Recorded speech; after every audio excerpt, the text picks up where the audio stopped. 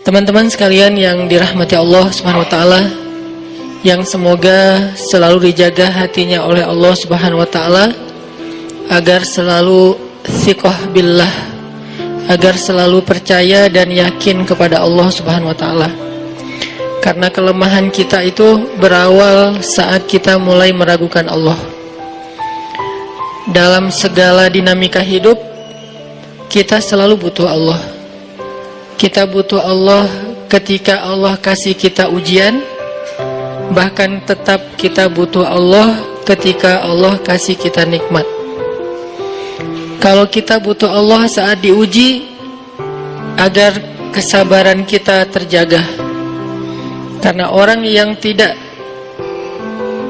ditemani atau dibersamai oleh Allah Subhanahu wa taala ketika dia sedang diuji, maka dia akan mudah untuk berkeluh kesah, bahkan berputus asa. Kebersamaan Allah kepada dia saat dia diuji itu adalah Allah Subhanahu wa taala menghibur hatinya. Allah Subhanahu wa taala menenangkan hatinya. Allah Subhanahu wa taala menghidupkan hatinya dengan nikmat iman. Ala bidzikrillahi tatmainnul qulub. Innamal mu'minun idza dzukirallah wajilat qulubuhum. Bukankah dengan mengingat Allah hati menjadi tenang? Dan orang yang beriman apabila diingatkan dengan nama Allah, disebut nama Allah, maka hatinya akan bergetar.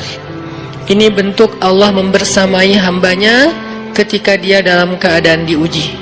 Allah menghiburnya dengan kalimat, alam yajidka yatiman fa'awa wa wajadaka dhallan fahada wa wajadaka ailan fa'aghna.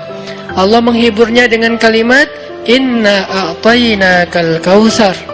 Allah menghiburnya dengan kalimat, kalla saya'lamun summa kalla saya'lamun. Allah menghiburnya dengan kalimat, la tahzan innallaha ma'ana. Ini adalah ketika Allah membersamai seorang hamba saat dia dalam keadaan diuji. Allah membersamai hamba juga ketika dia dalam keadaan diberi nikmat.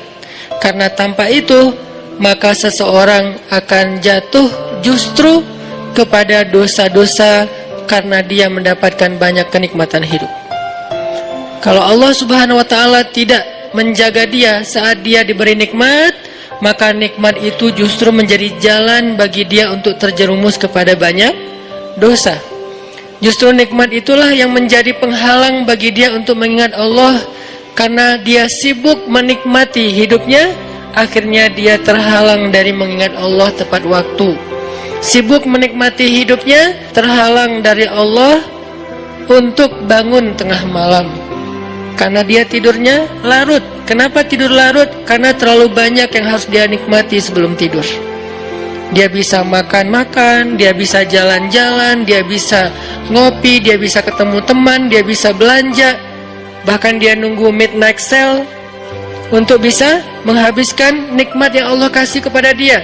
Sehingga akhirnya tidurnya terlalu larut, lalu dia tidak bisa bangun untuk menghadap Allah, curhat kepada Allah. Hal yang selama ini dia lakukan justru ketika dia diuji oleh Allah. Ketika diuji oleh Allah, mudah bagi dia bangkit tengah malam, curhat, sujud panjang, menangis dalam doa. Ketika Allah kasih nikmat, curhatnya hilang, malamnya lelap, sampai bahkan subuhnya juga kelewat. Ini kalau Allah nggak membersamai seorang hamba ketika dia diberi nikmat. Sehingga orang yang seperti ini, kalau dalam keadaan seperti ini terus-menerus dalam jangka waktu yang lama, nanti dia akan terjebak di dalam istidraj.